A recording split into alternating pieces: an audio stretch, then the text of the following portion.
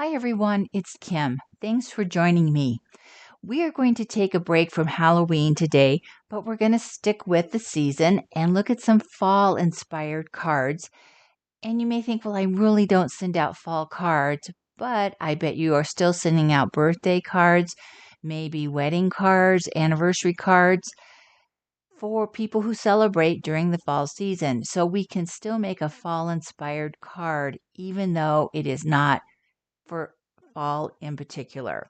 So let's start with this one. Maybe this could be for an anniversary and a romantic night out.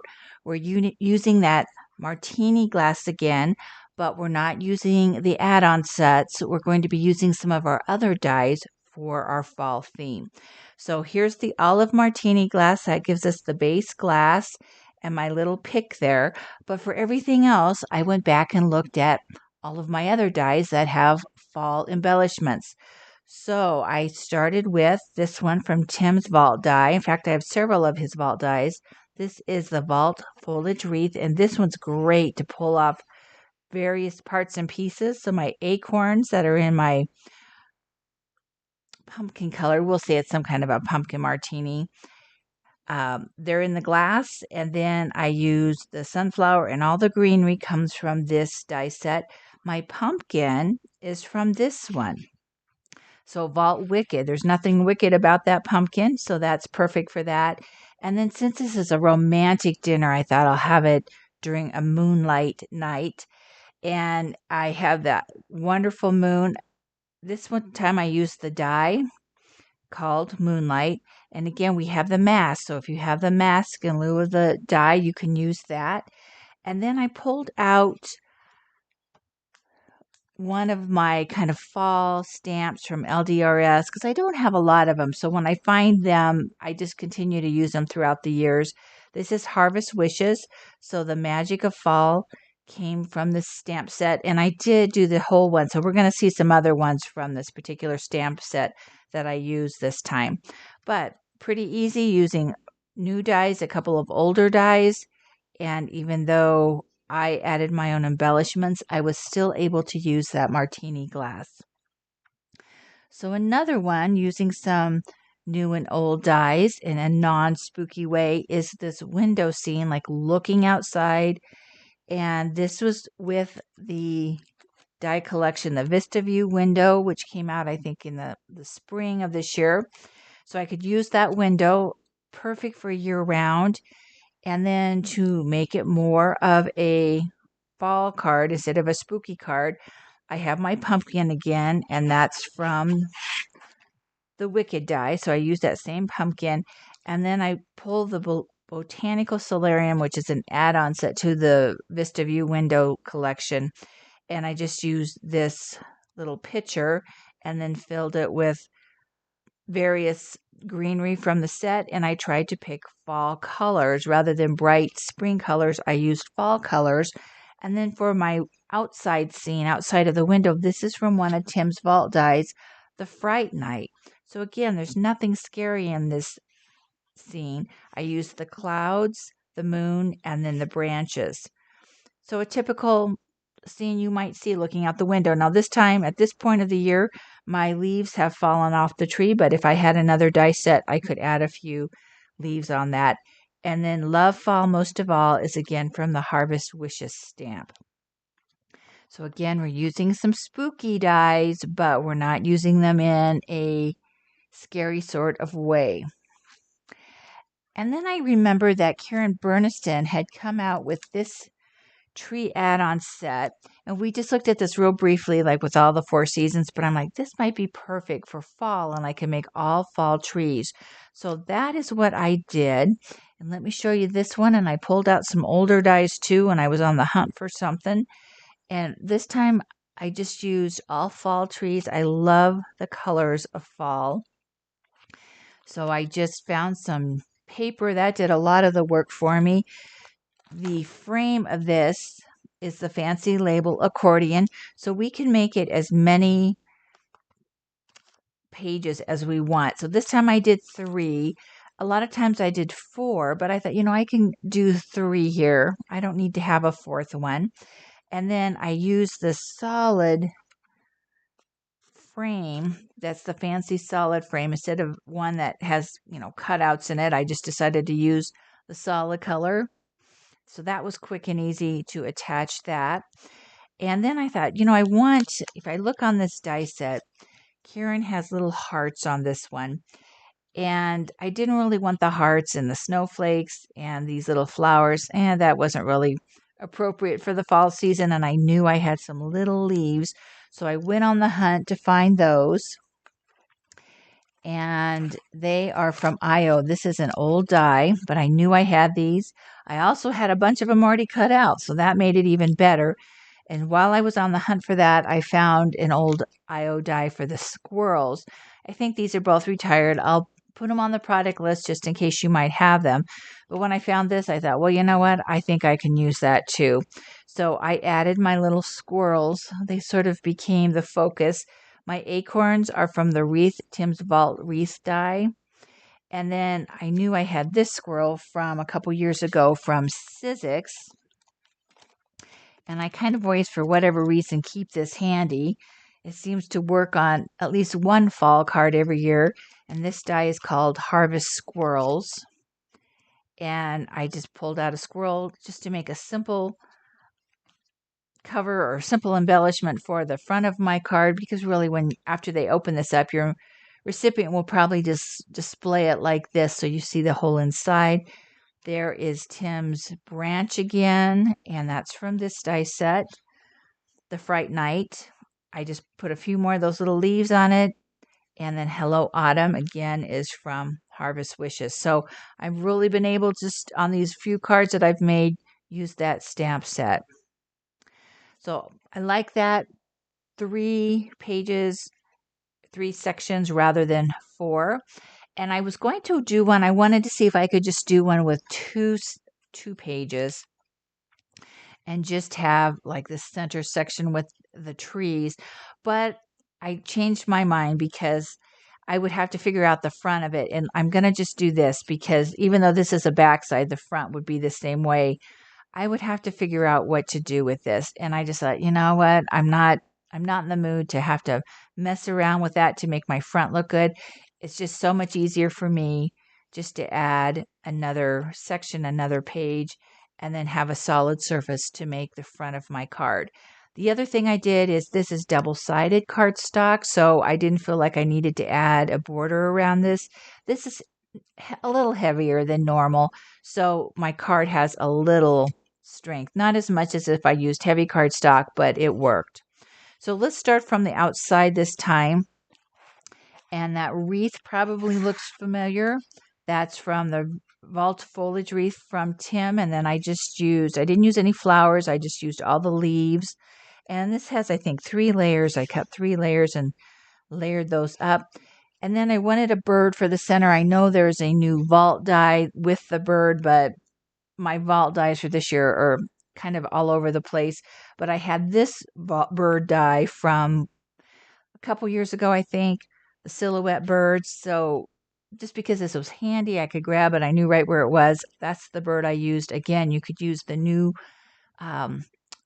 second, I believe it's in the second vault release this year where he had several birds. You could use one of those if you have that die. And then on the inside, there are those trees again. I didn't put any leaves just because my trunk was so dark. I like that contrast. And then for this side of it,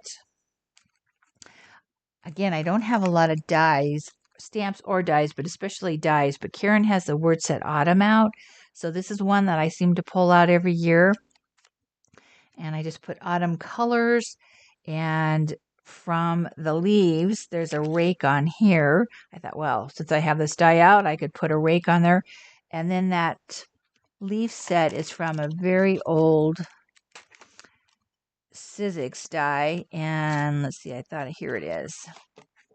This is ancient. And Tim's had a lot of leaf dies out, but this is still probably one of my favorite.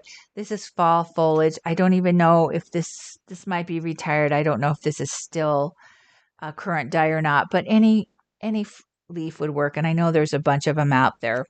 And then for my Stamp Sentiments favorite season and the magic of fall, again, from Harvest Wishes. So I'm getting a lot of use out of that. So two dice or two cards with that die set from Karen, and just changing up. I used actually the same double-sided card or cardstock for this, but two different looks. And again, I could use these for any occasion. Change out the fall sentiments for like a birthday or anniversary, whatever you might need to celebrate. And the next card I'm going to show you could be perfect for like a winter, or excuse me, a fall wedding card. This is a press plate, and I was just playing around with this, and for whatever reason, I was in the mood to use a lot of neutral colors, and I really liked how this came out. I think it's very, very elegant. So this is the press plate. I don't have the original paper or the cover for this, but this is the first one that I did. So you can kind of see the colors. And this is called Winter Rose Background. So here's the press plate, and I pressed it in with kind of a brown taupey color. And then this has a stencil set that goes with it. And there's 4 stencils to lay down and just ink in a variety of colors. So again, very easy, but I was pleased with how there's just something about it I like, even though you think, oh, those are kind of bland colors. It's just kind of elegant. I also did a chromatic theme with more kind of teals or blues, and I like this one as well. It's a very different feel from this, but I just like that monochromatic color scheme. And to embellish this one, this is a gate card I made out of it, a gatefold card, but I wanted a flower to match, and I knew Tim had a bunch of these, and this one I thought really matched well with the press plate. This is called Bloom. It's a colorized die, so I took the same inks and just ink cardstock and then die cut it out. So when I open this up, then I could use it for whatever occasion. And I just put thought of you today to kind of decorate the inside of the card. I pulled out some of my nesting dies, my older nesting dies. You can tell by the packaging, this is an older die from Spellbinders. This is hemstitch rectangles, and any decorative nesting die would work. This is just the one I had pulled out. And then thought of you today is Creative Expressions die of the same name. But I could use this one for a wedding card, and if I wanted, instead of the flower, maybe I could make a regular A2 card, not a gatefold, and just put like the bride and groom. And even though you might think, well, those are boring colors, they're probably fairly good fall colors because they are elegant. So instead of thinking of it as browns, think of like maybe taupe and ivory. That would fall in line with a fall wedding. So a little different card with flowers on it. And then I'm going to leave you with one final card. And I'm going to show you the card, and then I'm going to show you real quickly how this goes together. This is a big card. This is 5.5 by 7.5. When I open it up, you're going to see why it's so big. So I just found a fall quote, and I just thought this was beautiful, by Vincent van Gogh. And I decorated accordingly on the outside, even though the inside has nothing to do with painting. It is that bicycle from B.B. Cameron, and this time I'm using it so that it stands up. Now, I have to give credit to Kim L., who I saw in Stampcraft. We were talking about this. She was making a card with this bike, and I said, wow, I wish I could find the video that shows how to use that piece to make it stand up. She had discovered that and sent me the link to that. I will put the link in the description box below. So if you have this die, you don't have to continue to search for it, but you can see how it stands up in the card base. Super simple. I've got a lot of real estate here to decorate. So I used that same nesting die just to kind of fill up some space. Again, I just printed off from the computer another quote. This is where, if you say it was a birthday card, you could just put happy birthday there. This is that same die for the leaves from Sizzix and Tim Holtz. Again, fall foliage. I have another really big leaf, a die from Tim that I'm going to put back here, but I have to dig that out, and I just have not done that. Now for the bike and all the decorating in the bike. So the bike is the big bicycle from Spellbinders that BB Cameron made. That's part of the Cats and Pugs collection. And then to decorate it, I went to some of my other older dies. I used Tim's wreath die again for the flowers and the greenery. So you can see some of the flowers there. And then the pumpkin is from Wicked. Tim's die again. There's the acorn. Let's see. Let's flip it on the back side now. You only really have to decorate one side of the bike, but I figured if it's going to sit up like this, I really should decorate both sides because if it's on display, you could see it from either side. So my second pumpkin, actually, this is Tim's pumpkin from Wicked, and this pumpkin here is from Autumn Wonder. So let's say you have the Autumn Wonder set, but you don't have Tim's wreath for the fall. Look at all of these pieces, the leaves, the acorn, mushrooms would even be great. So this is a perfect set to embellish this card as well. The crow here is from the Wicked set from Tim. And I think we've covered pretty much everything else in that bicycle, those baskets. One little thing I do want to note, and I'm going to show you real quick because it's going to take me less than a minute to show you how to do this. Now that I know how, it's easy. And I thank Kim for sending me that link because then I didn't have to go hunt for it. But when I cut the bike out, I cut one set out like normal. Then this other one for the backside is like the backside of the die. So again, just take your, now I can't think of it. I'm having a moment. Bone folder and just rub this on the back side to smooth out those edges.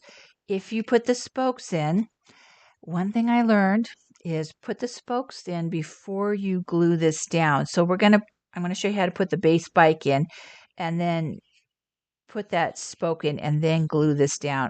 I could go ahead and put the bike on, but I didn't realize that I had glued this down. So what did I have to do? Pull these little pieces up to stick that wheel in. So live and learn. Before I show you how to do this, just on the outside, the die that I use for this is the Painter's Palette from Vicky Papioni and Spellbinders. So I just used a portion of that palette and then the brush. I just felt like that fit that quote perfectly. So let me show you how quick and easy it is if you have this bike now, if you want to make it stand up in the center of your card, how to do that. So simple. So I've got my card base, and again, it's 5.5 by 7.5, a little bigger than a 5x7 card. And that is so that this whole entire base will fit in there. So I've done this in a couple of different colors just to make it easier to see. So you do need this piece. This will hold on to all your bicycle parts. And then there's this die, and I know we looked at this before, and it's like, how does that work? Here's how it works. You need to cut 2 of them out, and there is no bottom cutting edge. So this can be as long as you want. The die, the only cutting edges it has is up here on the top. So this can be as short or as long as you want. You don't need it the length of the card, but give yourself 3/4 or at least an inch to make it easier. And what we're going to do is we are going to glue these down, and we don't want to cover this center crease line. That's the trick. We don't want to put a fold in a fold. That's why we're cutting 2 pieces separately, and we're going to line these up and glue these down. Now, when you watch the individual in the video that I'm going to link, she's making the entire card, and then she's going to do this, and she glues these 2 pieces together. But I think for me, it's easier to do this. And I'm going to just try to center this because there's not a lot of room